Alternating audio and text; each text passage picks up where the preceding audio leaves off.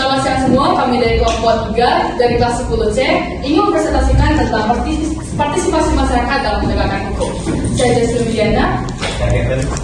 Saya Lesia. Saya Ibrahim Eson. Saya Felicio. Saya akan menjelaskan tentang peran masyarakat dalam penegakan hukum. Masyarakat berperan dalam penentuan kebersihan dalam proses perlindungan dan penegakan hukum. Warga masyarakat harus mengetahui serta memahami mengenai hukum yang berlaku serta menaatinya dengan sadar. Hal yang penting dilakukan agar perlindungan dalam penegakan hukum bisa dilaksanakan sesuai tujuannya di lingkungan masyarakat tanpa dijemput ke masyarakat ke pihak yang wajib dilakukan. Oleh karena itu, masyarakat harus berbuat selektif ataupun tempoy dalam menjaga lingkungan agar kondusif. Senantiasa memberikan info kepada pihak aparat.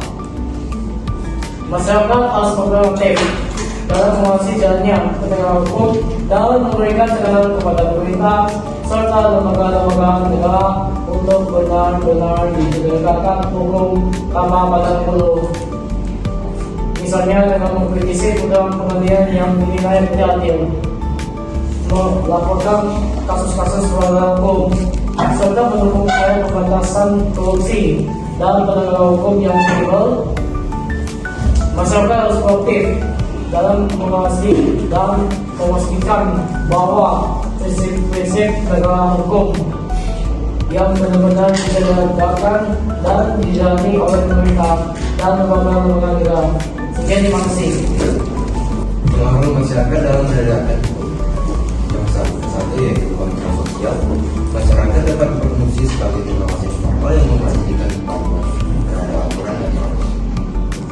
Tekanan sosial seperti sanksi sosial atau stigma terhadap pelanggaran. Membantu menegakkan hukum bahkan tanpa intervensi langsung dari aparat penegak hukum. Nah, yang kedua yaitu pelaporan pelanggaran. Partisipasi masyarakat dalam melaporkan tindak kriminal atau pelanggaran yang penting agar penegak hukum bisa bertindak dengan cepat dan tepat. Tanpa keterlibatan masyarakat, banyak kejahatan mungkin tidak diungkap atau tidak terangkat. Ketika itu kejahatan apabila Bagaimana masyarakat berperan aktif dalam penegakan hukum? Memang terlihat sulit, tapi sebenarnya kita sebagai seorang pelajar tetap bisa melakukannya. Menurut PP nomor 68 tahun 1999 pasal ke-6 yang memiliki maksud secara bertanggung jawab. Artinya kita sebagai pelajar atau sebagai warga negara Indonesia mengemukakan fakta sebenar-benarnya tanpa adanya pengarangan atau memutarbalikkan sebuah fakta. Artinya kita tidak berbohong atau mengarang sebuah cerita yang dapat merugikan banyak orang. Pada hari ini saya mengambil salah satu contoh yaitu kasus Vina Cirebon tahun 2016. Seperti yang kita tahu, Vina dan pacarnya atau kekasihnya itu tewas akibat adanya terjadinya pembunuhan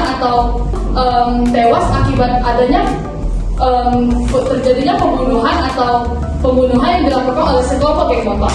Dan juga sebelum terjadinya pembunuhan adanya juga terjadinya seperti pelecehan dan juga kekerasan terhadap mereka dua.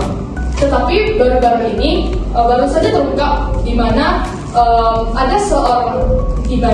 ayah Vina mengungkapkan sebuah fakta di mana kalau misalnya si Vina dan pacarnya itu tewas akibat adanya kecelakaan tunggal saja, bukan hanya dilakukan pembunuhan yang dilakukan oleh sekelompok geng motor tersebut yang menghasilkan ada 7 orang yang termasuk ke dalam jeruji besi. Berarti ayah Vina itu kayak udah mencoreng nama baik dari 7 orang yang sudah masuk ke dalam jeruji besi itu, dan juga ayah Vina juga mempermainkan hukum. Sebagai seorang pelajar, kita juga bisa melakukan hal-hal yang dapat menegakkan hukum. Seperti contohnya kita tuh kan Indonesia tuh memiliki banyak suku, bangsa dan agama. Kita bisa kayak seperti ketika ada doa bersama, kita bisa doa bareng kayak doa lintas agama lah istilahnya. Atau enggak kalau misalnya ada kayak takbiran atau apa gitu, kita tidak ikut kecoh atau kayak meributkan ketika ada orang yang sedang beribadah. Nah, kalau misalnya kita sulit untuk melakukan tersebut, kita sebagai seorang pelajar tentu saja bisa berpartisipasi dalam menegakkan hukum. Atau secara tidak langsungnya itu kita kayak berpartisipasi dalam menaati peraturan sekolah. Kita seperti kayak menggunakan seragam sesuai harinya, menggunakan sepatu sesuai harinya, dan juga mengerjakan tugas, menghormati guru, dan juga datang ke sekolah tepat waktu. Dan juga kita sebagai seorang pelajar juga harus bisa menaati norma-norma hukum. Kalau misalnya di luarnya lagi itu kita kayak bisa menaati norma hukum seperti menaati rambu lalu lintas, tidak mengendarai motor atau mobil, menggunakan helm ketika mengendarai motor, dan juga menggunakan safety belt ketika mengendarai mobil.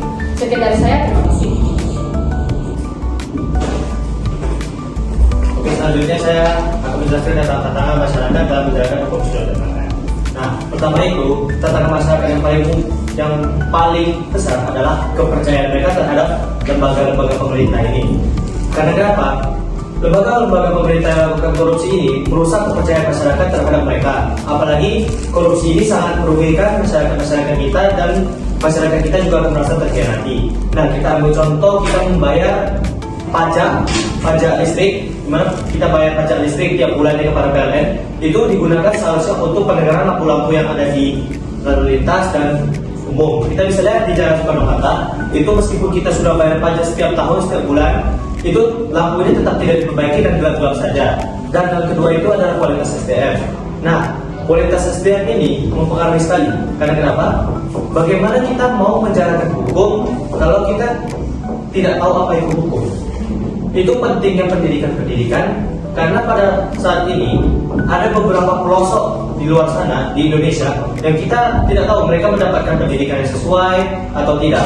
Karena kita pada orang-orang di kota ini sudah tahu tentang hukum, namun secara kompleks kita tidak tahu. Jadi kita harus mempelajari lebih tentang hukum-hukum yang ada di Indonesia supaya kita tahu. Dan yang kedua itu kinerja para lembaga pemerintah ini menurun akibat beban kerja yang berlebih. Karena kita tahu korupsi itu dilakukan oleh orang-orang yang tidak mau tahu, mereka memakan kekayaan orang golongan bawah. Jadi orang-orang yang melakukan korupsi ini mereka sesuka hati dan mereka tidak mau tahu apa yang akan terjadi. Sedangkan orang yang betul-betul menjadi lembaga pemerintah dan ingin membangun bangsa, mereka bekerja sekuat tenaga untuk membangun negeri ini, dan kapasitas kerja mereka itu kecil atau bahkan sedang saja, dan mereka dipaksa untuk mengerjakan hal yang begitu besar, itu akan menurunkan kinerja mereka. Jadi itu sekali akan menyusahkan hukum yang akan dibuat, karena kita tahu juga beberapa hukum yang dibuat itu selalu out of the topic dari masalah-masalah yang ada. Pengaruh ekonomi menjadi salah satu besar dalam penegakan sistem hukum, di mana keterlibatan sumber daya dalam prioritas serta hidup memaksa individu melakukan tindakan yang melanggar hukum. Dalam keadaan sulit, masyarakat di yang lain selain diri dan dalam lintas, seperti contohnya perampokan, pencurian, penipuan, maupun tindakan lain seperti beredar narkoba. Walaupun tindakan ini cenderung memiliki resiko yang sangat tinggi, namun menjadi satu cara di mata masyarakat untuk bertahan hidup. Salah satu contoh kasusnya ialah kasus yang terjadi pada Rabu 18 September 2024 di Kota Pamijahan, Kabupaten Bogor, Jawa Barat. Kasus ini melibatkan 4 orang tersangka masing-masing berinisial ID, S, C, dan O. Di dalam kasus ini menyebabkan kematian seorang berinisial HS selaku kepala keluarga dan melukai ibu, istri, serta anaknya. Dalam kasus ini, motif awalnya ialah karena utang dari mobil yang tidak mampu dibayar oleh salah seorang pelaku berinisial D yang kemudian terus dipaksa dan didesak oleh korban berinisial HS, dan menimbulkan rasa kebencian dan juga rasa ingin balas sehingga mengakibatkan persetujuan tersebut. Dalam kasus ini, para pelaku melanggar sejumlah hukum yang termasuk pada pasal 338 KUHP dan 340 KUHP yang keduanya merupakan Kitab Undang-Undang Hukum Pidana yang melibatkan pada kasus pembunuhan berencana, di mana dalam kasus ini dapat kita lihat bahwa pengaruh ekonomi sangat membawakan dampak yang besar pada masyarakat pada hukum, dan juga perlunya dilakukan secara representatif bagi masyarakat dan juga bagi pemerintah untuk mencegah kejadian ini terulang kembali. Beberapa pemerintah dapat dilakukan seperti pembagian dana bantuan seperti sembako, bantuan ekonomi, maupun memberikan edukasi. Sedangkan pada masyarakat perlu dibangun lingkungan yang lebih positif, saling tolong menolong, saling toleransi dan sesama daripada saling mendorong untuk keuntungan pribadi sendiri. Sekian. Oke, jadi sekarang saya akan menjelaskan berbagai faktor-faktor menghambat penegakan hukum. Salah satunya itu adalah faktor perundang-undangan. Nah, saya kita lihat di masyarakat bahwa tidak semua masalah itu bisa diselesaikan dengan dulu. Kenapa? Karena peraturan itu tidak tertulis di dalam dokumen tersebut. Jadi ya sulit untuk menegakkan hukum tersebut.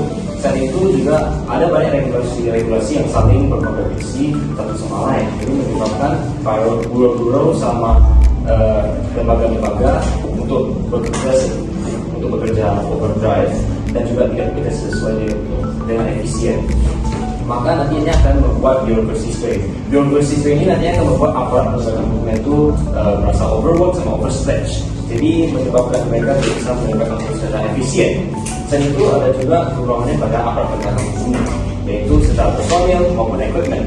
Jadi menyebabkan mereka itu tidak bisa memanage wilayahnya secara efisien. Dan itu ada juga faktor diskriminasi. Diskriminasi itu sebenarnya masih ada di Indonesia, baik dari hukum yang bersifat diskriminatif, kebijakan maupun tradisi. Seperti Perda Kota Tangerang Nomor 8 Tahun 2005 tentang pelarangan pelacuran, tepatnya di pasal 4 yang tidak memiliki batas yang jelas sehingga rentan mengkriminalisasikan wanita. Selain itu ada juga faktor sosial. Nah, masyarakat sekarang tidak mengetahui pentingnya hukum dan juga pentingnya penegakan hukum. Jadi untuk masyarakat mereka tidak bisa menegakkan hukum di Indonesia secara efisien. Selain itu ada juga berbagai bagian dari masyarakat sudah tidak percaya sama tidak peduli tentang hukum, menyebabkan masyarakat tidak mau kolaborasi sama aparat penegakan hukumnya. Jadi yang menyebabkan mereka tidak mau menegakkan hukum. Selain itu ada juga bagian-bagian dari masyarakat juga mengintimidasikan masyarakat yang lainnya yang menaati hukum sama aparat penegakan hukumnya, menyebabkan mereka tidak mau menaati hukum dan juga menegakkan hukum. Atau jika mereka menaati hukum, mereka nantinya akan diekstorsi atau bahkan dibunuh. Saat itu yang terakhir ada faktor masyarakat yang tidak mengetahui hukum secara umum, seperti kebanyakan penduduk Indonesia saat ini. Jadi menyebabkan mereka tidak bisa menegakkan hukum secara efisien. Itu saja dari saya, terima kasih. Sekian presentasi dari kami, maaf bila ada salah kata, terima kasih.